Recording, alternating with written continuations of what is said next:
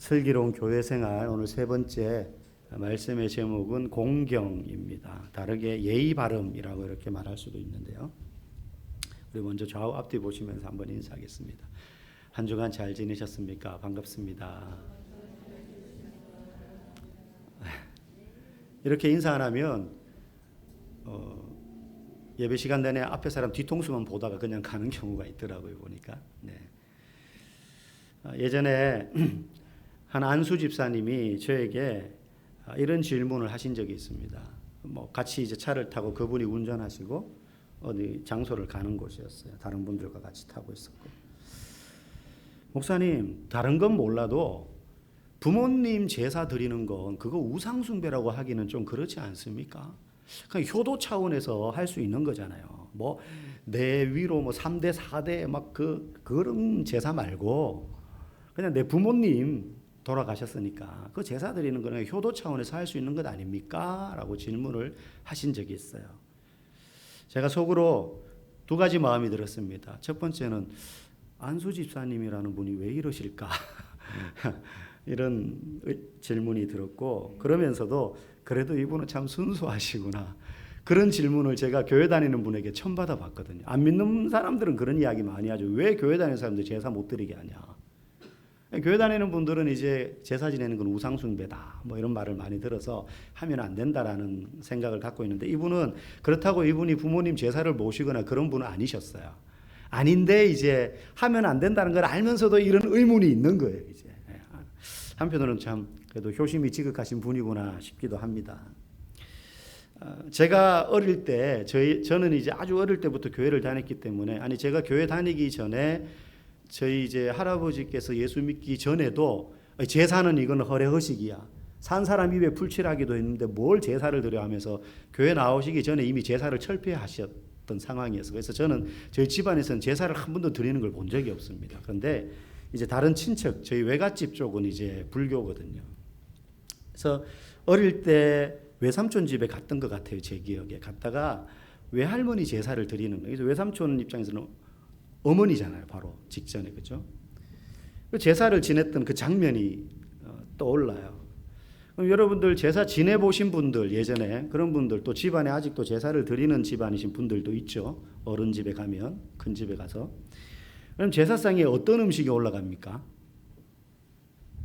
이것저것 기본적으로 지역마다 집안마다 조금씩 차이는 있지만 공통적으로 올라가는 전이니 생선이니 위치도 있고, 저는 잘 몰라요. 홍동백서 이렇게 이야기하는데 하여튼 그런 것들 올라갑니다. 그죠? 과일하고 이렇게 해가지고 쭉. 그리고 또 올라가는 게 돌아가신 그분이 살아생전에 좋아했던 음식 한두 가지씩 이렇게 올리는 경우 있습니다. 그래서 요즘은 제사상에 바나나도 올라가고 파인애플도 막 올라가요. 그분이 이제 그걸 좋아하셨다는 거예요. 저는 참치 캔 올려놓는 집도 봤어요. 직접 본 건 아니고 이제 사진으로. 스팸 이런 거. 우리 어머니 참치 정말 좋아하셨다고. 그러니까 이제 어른들이 젊을 때는 막 배고프고 가난한 시절을 살다 보니까 나중에 나이 들어서 먹을 것도 많고 자기가 처음 먹어보는 것들 있잖아요. 바나나, 참치 이런 거. 이제 그런 거 올려놓는 거예요, 이제 자녀들이. 우리 아버지, 우리 어머니 이거 좋아하셨다 그래가지고. 어쨌든 이제 그렇게 올려놓는 이유는 제사 지내면 돌아가신 부모님이 영혼이 그 집에 찾아와서 그 제사 음식을 먹는다라는 생각으로, 아이고, 우리 어머니, 우리 아버지 오신다. 이거 아닙니까? 그래서 제사 드릴 때 어떻게 합니까? 문 닫고 제사 드리지 않아요. 방에서 제사 드리면 방문도 활짝 다 열어놓고, 옛날 집 같으면 툇마루가 있고 마당이 있고 저기 대문이 있잖아요. 그것까지 다 열어놓고 마당에 이렇게 보통은 빨랫줄 이렇게 나무로 받쳐가지고 해놓으면 빨래도 다 걷어놔요. 영혼이 들어오라고. 제사 안 드려보신 분들은 잘 모르지만 저도 막 찾아보니까 그렇게 제사를 드린다고 하더라고요. 보니까 그랬던 것 같아요. 그랬던 것 같아요. 우리 아버지 오신다 이거죠. 어머니 오신다 이거죠. 제가 우스갯 이야기를 하나 들은 게 있어요. 라디오에서 들었던 이야기인데, 돌아가신 아버지가 살아생전에 신조가 뭐였냐면 한다면 한다예요. 이분이 6.25 전쟁도 겪고요, 막 이랬던 분이에요. 그래서 한다면 한다, 대쪽 같은 분이에요. 그래서 이분이 기운 팔팔할 때 자식들을 모아놓고 이렇게 유언을 했습니다. 내가 죽으면 너희들이 나를 위해서 제사를 드릴 텐데 내가 반드시 찾아올 거다. 근데 내가 찾아오는 걸 너희들이 어떻게 알 수 있느냐?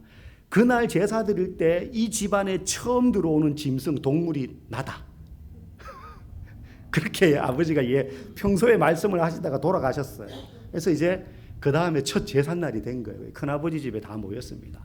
그래서 제사상을 푹직지근하게 다 차려놓고 기다리는 거예요. 뭘 기다려요? 어떤 동물이 이 집안에 처음 들어올까? 그분이 우리 아버지다. 그걸 기다리고 있는데 한참 있는데 아무리 기다려도 뭐 안 오는 거예요. 그러다가 이제 참새 한 마리가 호도독 날라가지고 창틀에 딱 앉는 겁니다. 그러니까 큰아버지가 갑자기 눈이 둥그래져. 아버지다, 아버지, 우리 아버지 오셨어. 그러니까 가족들 전부 일어서가지고 막 절하려고 하는데 큰아버지 그 외침 소리에 참새가 놀라서 날아갔어요. 그러자 이제 그 빈 창틀에다 대고 날아간 참새 방향을 향해서 온 가족 자녀손들이 전부 아이고 아버지, 아이고 할아버지 이러면서 이제 절을 했다 그래요. 그 다음 해가 됐습니다. 그 다음 해가 돼서 또 다 모였어요. 큰아버지가 봤지 작년에 우리 아버지 찾아오신 거 이번에도 찾아오실 거야. 그러면서 또 제사상을 푹직지근하게 차려놓고는 또 어떤 동물이 제일 먼저 오실까 싶어가지고 기다려도 몇 시간을 기다려도 아무것도 안 오는 거예요. 그래가지고 전부 다 지쳐가지고 전부 막 꾸벅꾸벅 졸고 있을 때 갑자기 그때까지 마당에서 늘어져 자던 개가 갑자기 왈왈 짖는 거예요. 그러니까 아이고 우리 아버지다. 우리 아버지 오셨다 이거예요. 그래가지고 전부 다 개를 향해서 또 절을 했대요. 실제로 있었던 이야기랍니다. 개를 향해서 절을 했고 그날 제사 음식은 술까지 개가 다 먹었답니다. 그리고 이제 지났고 이제 3년째가 됐습니다. 3년째가 돼가지고 또 이제 막 제사상을 차린 거예요. 가족들은 이제 언제까지 이 짓을 해야 되나 막 마음에 불만이 생기는데 이 큰아버지 성질이 불같아가지고 아무도 말은 못하고 눈치만 보고 그냥 마지못해 따랐거든요. 근데 3년째가 됐는데 또 그렇게 이제 차렸어요. 뭐가 찾아왔을까 이번에는? 제사상 위에 파리 4마리가 왱 날라드는 거예요. 그러니까 이 큰아버지가 아이고 우리 아버지 이때까지 기다렸는데 왜 이제 오셨어요? 아버지 오늘 아버지가 우리 친구들 모시고 오셨다 이러면서 아버지가 친구들 데리고 왔다면서 또 막 거기다 대고 또 제사를 이제 절을 해야 되나 싶어 가지고 이제 또 마지못해 자녀들이 다 친척들이 이제 조카들이 일어서 가지고 쭈삣쭈삣하고 있는데 이 파리한테 절할 판인 거 이제.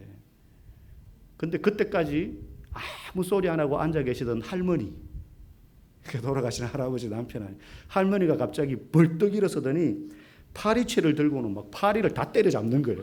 막 때려. 큰아버지가 아이고 어머니 아버지 죽어요 그러면서 막 말리니까는 다 때려잡고 나서 할머니가 딱 하시는 말씀이 있어요. 저거는 너가 아버지가 아니여. 너가 아버지는 친구가 없으셨다.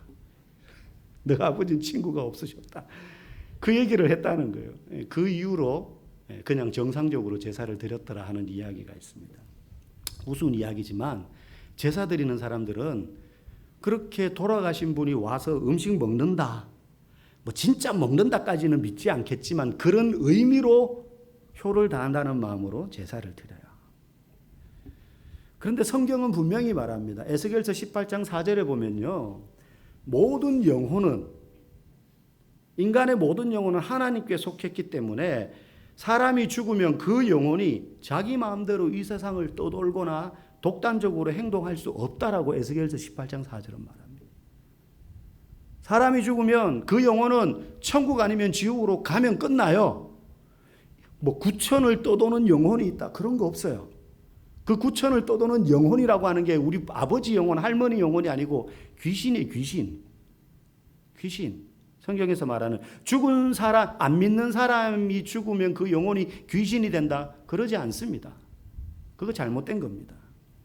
그래서 내가 제사 드린다 그래가지고 돌아가셨던 아버지가 그동안 제사밥 얻어먹으려고 기다리다가 그날 찾아오시고 그런 거 없어요.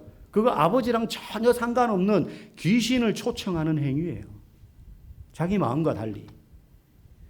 제사 드리는 사람이 효심으로 드리지만 그 제사의 행위 속에는 성경이 금지하는 우상숭배, 귀신숭배의 요소들이 들어있다는 겁니다. 그래서 제사 드리지 말라는 거예요. 제사 드리지 말라는 거예요. 이게요, 120년 전에, 개신교보다 먼저 천주교 선교사들이 들어왔거든요. 포교하는데 이게 가장 큰 걸림돌이었어요. 제사 드리면, 가톨릭 지금 제사 드리죠. 원래는 우리나라에 들어왔을 때 제사 못 드리게 했어요, 가톨릭도. 근데 워낙 이게 거세가지고 포교 활동이 도무지 안 되니 그걸 허용한 거예요. 근데 개신교는 허용하지 않았죠. 이건 우상숭배다. 성경에서 금하는 거기 때문에. 이런 차원에서 기독교는 제사를 금하는 겁니다. 그러니 부모님을 공경하지 말라는 게 아니에요. 살아있을 때 힘을 다해 부모님을 공경하라. 10계명의 제5계명도 뭡니까? 내 부모를 공격하라가 아니고 공경하라. 공경하라. 내 부모를 공경하라. 출애굽기 20장 12절, 신명기 5장 16절에도 내 부모를 공경하라.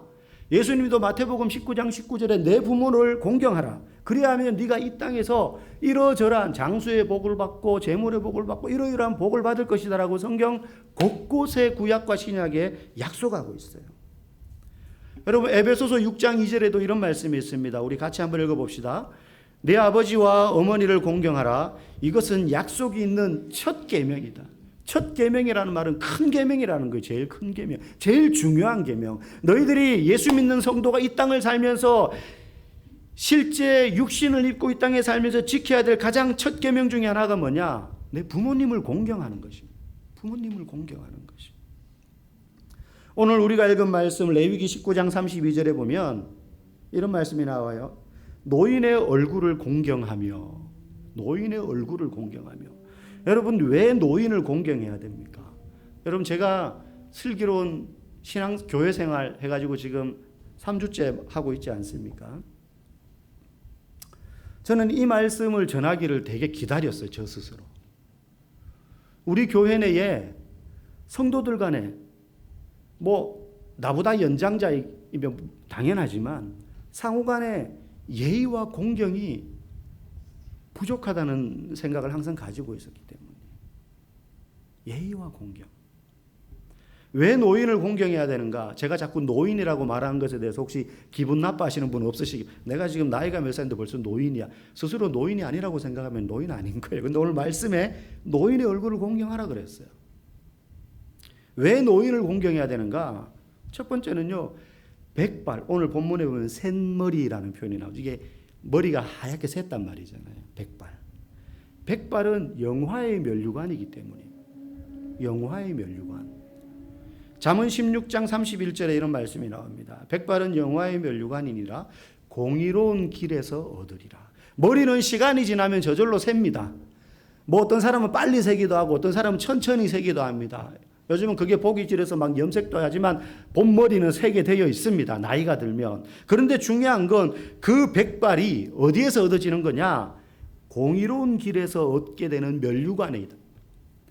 백발 위에 면류관을 씌워주는데 그 면류관이 공의로운 인생의 경주를 마친 자에게 씌워주는 거예요. 면류관이 뭡니까? 경기를 하고 나서 승리하는 사람에게 씌워주는, 머리에 씌우는 관 아닙니까? 근데 그 관을 누구에게 주냐? 단순히 나이 많다고 주는 게 아니라 이 사람이 공의로운 길을 달린 거예요. 하나님이 기뻐하시는 의로운 삶을 산 거예요. 세상 사람들은 의로움 따위는 뒤로 하고 어떻게 해서든지 성공만 하면 된다고 생각하지만 성도의 백발은요, 어떻게 얻어지느냐? 공의롭게 살았을 때 하나님의 말씀 앞에서 그렇게 살아 면류관을 얻게 되는 거예요. 그리고 백발이 그 증거라는 거예요. 신앙 인생을 완주한 사람이 백발입니다. 그러면서 하나님의 말씀대로 의롭게 산 사람에게 면류관이 씌워져요. 그래서 우리는 노인을 존경해야 돼요. 나이는 여러분 헛먹는 게 아닙니다. 신앙의 연륜이 담겨 있고 인생의 지혜가 담겨 있는 거예요. 그리고 그 연륜과 지혜는 세상에서 성공하기 위해서 써먹는 게 아니라 그동안 하나님의 말씀대로 살기 위하여 몸부림치면서 쌓여진 연륜과 지혜라는 거예요. 두 번째, 우리가 노인을 공경해야 되는 이유는 신앙의 전수자이기 때문에 공경하는 것입니다. 신앙의 전수자. 우리에게 신앙의 좋은 점을 전해주기 때문입니다. 여러분이 잘 아시는, 아마 학교 다닐 때 이름 들어보셨을 거예요. 청록바시인 박목월 씨, 박목월, 박두진 이런 분들이 있잖아요. 그 박목월이라는 시인이 독실한 크리스찬, 그래서 그분의 시에 보면 다 기독교적인 색채가 묻어 있는데 그 신앙이 어머니로부터 물려받은 신앙이에요. 그래서 그분의 시 중에 어머니의 언더라인이라는 시가 있어요. 언더라인 밑줄이라는 뜻이죠. 그 시의 일부분을 제가 읽어드릴 테니까 화면을 보시고 한번 따라 눈으로 읽어보세요. 이 세상에 남기신 어머니의 유품은 그것뿐이다. 가죽으로 장정된 모서리마다 헐어버린 말씀의 책. 어머니가 그어놓으신 붉은 언더라인은 당신의 신앙을 위한 것이지만 오늘은 이순의 아들을 깨우치고 당신을 통하여 지고하신 분을 뵙게 한다. 어두운 밤에 읽는 어머니의 붉은 언더라인. 당신의 신앙이 지팡이가 되어 더듬거리며 따라가는 길에 내 안에 울리는 어머니의 기도소리. 여러분, 부모님이든 성도 가운데 나보다 어른이든 그들이 우리에게 전해주는 신앙의 유산이라는 게 있습니다.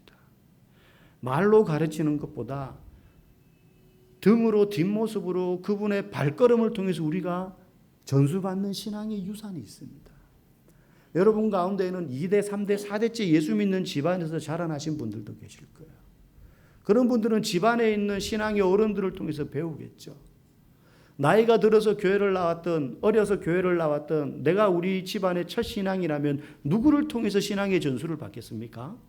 목사를 통해서 배우는 것도 있지만 내 옆에 앉아있는 성도, 내 앞에 있는 나보다 먼저 교회를 다닌 샘머리를 가지신 분들, 백발을 가지신 분들, 늘 그 자리를 지키던 분들, 그분들을 통해서 배우는 신앙의 유전이 있다는 거예요. 여러분, 우리 중에 아무도 혼자 온전한 그리스도인이 될 수 있는 사람은 없어요. 나 똑똑하니까 혼자 집에서 열심히 성경 읽고 내가 혼자 열심히 말씀대로 살면 훌륭하고 좋은 거지만 그걸로 그 사람이 온전해질 수 있는 게 절대 아닙니다. 철이 철을 날카롭게 하듯이 신앙의 연장자에게 본받아야 될 유산이 있어요. 저는 어려서부터 늘 교회에서 살았어요. 교회가 제 생활의 중심이었습니다. 학교 갔다 오면 동네에서 놀다가도 자연스럽게 교회 마당으로 들어가요. 집이 항상 교회 근처에서 이사를 다녀도 멀리 가지 않고 어쩌다가 한번 멀리 간 적은 있지만 거의 교회가 있는, 제가 어릴 때 다니던 그 교회 중심으로 이사를 그 동네에서 다녔어요. 토요일에는 성가대 연습을 하러 교회에 갑니다. 주일학교 때부터. 그럼 1시간, 2시간 연습을 합니다. 예, 간식을 얻어먹는 재미도 있죠. 그리고 주일이 되면 성가대니까 초등학교 제가 4학년 때부터 성가대를 했어요. 다 여학생인데 저랑 제 친구 둘이만 남자였어요. 그래서 둘이 알토를 하고 여학생들이 소프라노를 했어요. 초등부 예배 때 이제 성가대를 서는 거예요. 토요일 날 연습하고. 그럼 주일 날에 1시간 또 일찍 가요. 그러면 이제 성가대하고 초등부 예배 드리고 또 친구들하고 교회에서 놉니다. 예, 뭐 방석 가지고도 놀고 술래잡기도 하고 숨바꼭질도 하고 그렇게 놀다가 교회에서 점심 주면 또 국수 얻어먹고 밥 얻어먹고 친구들이 교회에 다 있으니까 종일 교회에 있었어요. 그런데 제가 놀기도 그렇게 교회에서 놀았지만 그때 인상 깊었던 몇 가지 장면이 있어요. 본당은 아이들이 잘 들어갈 일이 없잖아요. 교육관에서 주로 다 생활을 했으니까 초등부실 뭐 이런 데서. 근데 한 번씩 본당에 갈 일이 있어요. 왠지 본당에 들어가면 시원했어요. 여름에. 이 공간이 커서 그런지 쉽게 안 더워지는 거죠. 그리고 뭔가 좀 고요한 정막 같은 거예요. 약간 무서우면서도 좀 그 신성한 어떤 두려움 같은 거, 그런 게 어린 마음이 들었던 것 같아요. 그래서 한 번씩 본당을 이렇게 조심스럽게 문을 뺑 열고 초등부실은 문을 발로 꽝 차면서도 들어가는데 놀이터 같고 익숙한 공간이니까 본당 들어갈 때는 이렇게 저희 시골 교회, 그 고향 교회 본당이 오르막이 이렇게 경사가 져서 본당이 위층에 있습니다. 그래서 밖에서 보면 거의 3층 높이에요. 밑에 이제 다른 부서실이 있고. 그래서 문이 커요. 삐 소리가 나면서 열고 들어가면 낮인데도 컴컴합니다. 그러면 아무도 없을 때는 한 번도 없어요. 예배 시간이 아닌데도. 낮이든 아침이든 오후 해질녘이든 언제든지 본당문을 열고 들어가면 이 앞 어느 자리에 기도하는 소리가 들려요. 기도하는 권사님들의 할머니 권사님들 소리가 들려요. 누군지는 몰라요. 우시는 분도 계셨고. 그래서 저 뒷자리 가면 장의자 한쪽 귀퉁이에는요, 이불이 항상 이렇게 켜켜이 쌓여 있었어요. 밤에 기도하러 오는 분들이 계신 거예요. 매일 철야하는 누군가가 있었어요. 그분들이 이제 철야하다가 거기 누워서 자야 되니까 장의자에서 이불 덮고 주무시는 거죠. 어릴 때 항상 그 모습을 봤어요. 어릴 땐 이해가 안 가서 저분들은 집도 없나? 왜 교회에서 저러고 있지? 하나도 재미없을 것 같은데 우리는 막 뛰어놀고 이런 게 재밌으니까. 그런데 그렇게 기도하시는 분들 중에 저를 위해서 기도하시는 분도 계셨어요. 그걸 나중에 알았어요. 제가 목사가 되고 나서 알았어요. 주일학교 때 저를 지도해 주셨던 여러 선생님들이 있습니다. 초등학생 때, 중학생 때, 고등학생 때. 그 중에 중학교 때 저를 가르쳐 주셨던 권사님 한 분이 계셨어요. 그때도 권사님이셨어요. 좀 이렇게 살도 퉁퉁하시고 무섭게 생겼어요. 제가 중학교 2학년 때인가 하여튼 3학년 때 주일학교 담임 선생님이었는데 제가 이제 몇 해 전에 저희 장인어른이 요양병원에 계셨을 때 돌아가시기 전에 이제 갔다가 그 요양병원에 그 권사님도 입원해 계신 거예요. 그래가지고 그걸 알고는 다른 병실에 찾아가서 이렇게 인사를 드렸는데 80이 그때 넘으셨죠. 지금은 아마 돌아가셨을 거예요. 너무 반가워하시는 거예요. 그래서 권사님 저 기억하시겠어요? 아우 기억하다마다 기억하시겠죠. 제가 그 교회에서 전도사도 나중에 했으니까. 그래서 막 손을 잡으면서 그 말씀을 하시는 거예요. 이 목사 혹시 아나? 내가 그때 중등부 때 자네 가르치면서 늘 병대 너는 나중에 커서 꼭 목사 될 거야. 그렇게 이야기를 하셨다는 거예요. 저는 그냥 기억이 안 나요. 들었는데 그때는 목사 되겠다는 생각도 안 했으니까 그냥 한 귀로 흘려들었겠죠. 그 말씀을 하시고는 계속 기도하셨다는 거예요. 자기가 가르친 학생들 중에 주의 종이 나오기를. 근데 병대 이 녀석이 나중에 뭐 목사가 될 것 같다는 거예요. 자기 생각에. 그래서 저한테 그런 말을 여러 번 했는데 저는 기억이 하나도 안 나요. 그리고는 그분이 계속 기도하신 거예요. 근데 나중에 제가 신학교 갔다는 소식도 들으셨고 전도사가 돼서 그 교회 다시 왔고 그러니까 그분이 너무 감사해요. 기도가 응답되고 있구나. 나중에 제가 어느 이제 목사가 될 쯤에는 이미 다른 지역에 가 있었는데 목사가 되었다는 소식을 그분은 듣고 계셨었어요. 저희 장모님이 그 교회 나가시니까. 저는 몰랐지만 그분이 제 손을 잡고 그렇게 기도했는데 결국 목사님이 되셨네. 하나님 할렐루야 감사합니다. 그렇게 이야기하시는 걸 들었어요. 늘 앞자리를 지키던 권사님들, 할머니들, 항상 기도와 예배 자리에 빠지지 않던 장로님들. 옛날 교회는요 장로석이 있었어요. 앞자리에. 앞자리 아니면 여기 성가대석이 여기 있으면 마주 보이는데 장로석이 있었어요. 그럼 그게 얼마나 부담되고 무거운 자리인지 아십니까? 모든 성도들이 다 보이는 거예요. 저 장로님 좋다. 다 알아요. 저 장로님 말씀 안 듣고 다른 거 하고 있다. 다 알아요. 그러니까 그게 장로라는 직분이, 권사라는 직책이 얼마나 힘들고 무거운 일인지 몰라요. 늘 식당에서 땀 흘리며 성도들의 식사를 책임지던 그런 분들이 우리들에게 훌륭한 믿음의 유산을 물려주시던 분들이라는 거예요. 저는 개인적으로 그분들의 기도를 먹고 자랐고 그분들이 해주던 밥을 먹고 자랐고 그분들이 토닥여주던 칭찬과 격려를 먹고 자랐습니다. 칭찬과 격려를 먹고 자랐어요. 여러분 여기 이제 백발은 아니더라도 백발이 아무도 없네요. 다 염색을 요즘은 해가지고 여기 어린 자녀들 있잖아요. 학교 가서 칭찬받을 일 별로 없어요. 잘해도 사람이 많으니까 여러분 교회에서 칭찬해 주십시오. 그게 신앙의 유전입니다. 그리고요 어린 자녀들 젊은 분들은요 나보다 신앙의 연장자이신 분들을 이래서 공경해야 되는 거예요. 내가 배워야 될 거, 본받아야 될 거. 세 번째, 우리가 노인을 공경해야 되는 이유는 하나님을 경외하는 것만큼 그게 중요하기 때문입니다. 오늘 본문 말씀에 노인의 얼굴을 공경하며 네 하나님을 경외하라 그래요. 어른을 공경하는 것이 하나님을 경외하는 것만큼 중요하기 때문에 여러분 우리가 하나님 앞에서 하나님을 최선을 다해서 우리의 마음의 태도의 중심을 경건하게 해서 대하고 섬기는 것처럼 사람을 그렇게 대하는 것 너무 중요합니다. 하나님은 그렇게 섬기는데, 경외하는데 사람은 무시하고 막대해요. 하나님이 그 사람의 하나님을 향한 섬김을 기뻐 받으실 리가 없습니다.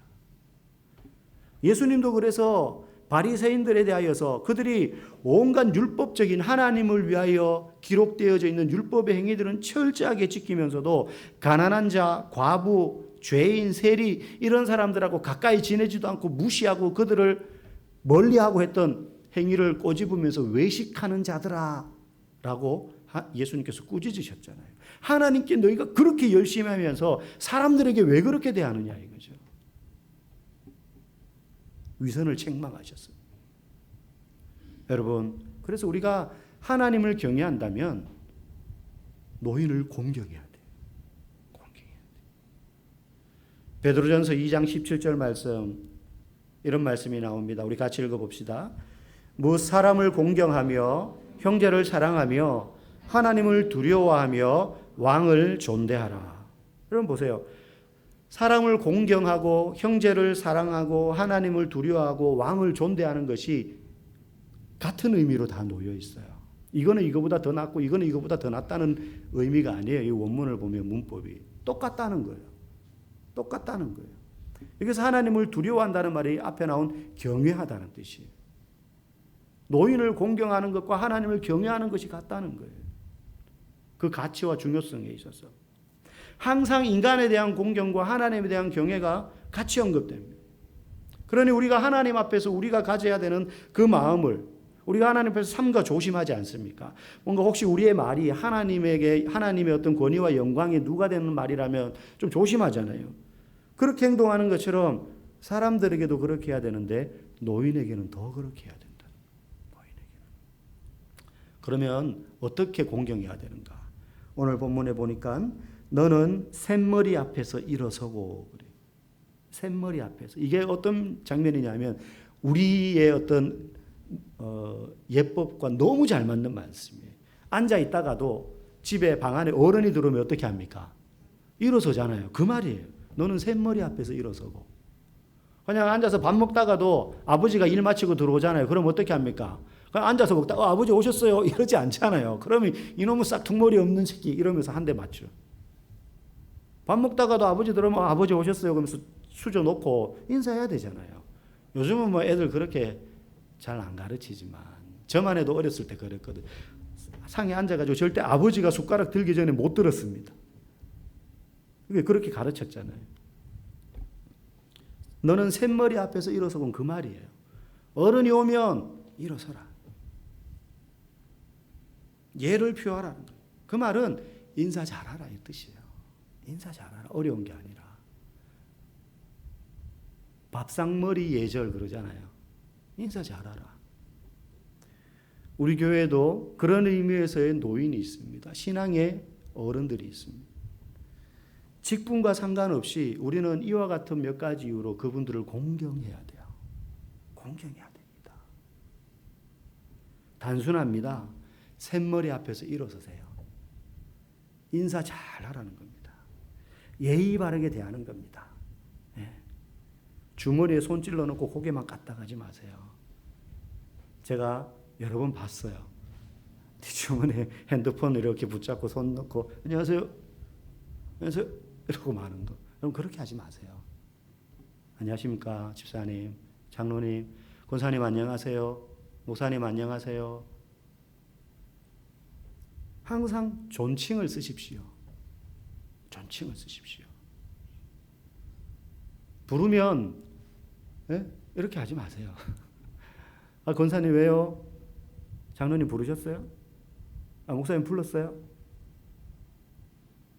별거 아니지만 이게 내가 전수받는 신앙이고 자녀들에게 전수해주는 신앙입니다. 적어도 저는 그렇게 교회에서 배웠어요. 그렇게 해야 되는 줄 알았어요. 오늘 시대가 많이 바뀌어서 여러 가지 예의범들도 간소화되고 또 젊은 부모들이 자녀들에게 그런 걸 다 가르치지 않지만 꼰대 소리 이런 말 듣는다고 가르치지 않지만 적어도 우리가 교회에서는 샘머리 앞에서 일어서는 그래서 우리 교회가 젊고 어린 분들은 윗분들에 대한 예의 바름과 존경을 드러내고 그리고 어르신들은 어리고 젊은이에 대한 이해와 배려가 넘쳐나는 그런 아름다운 교회가 되기를 주님의 이름으로 간절히 축복합니다.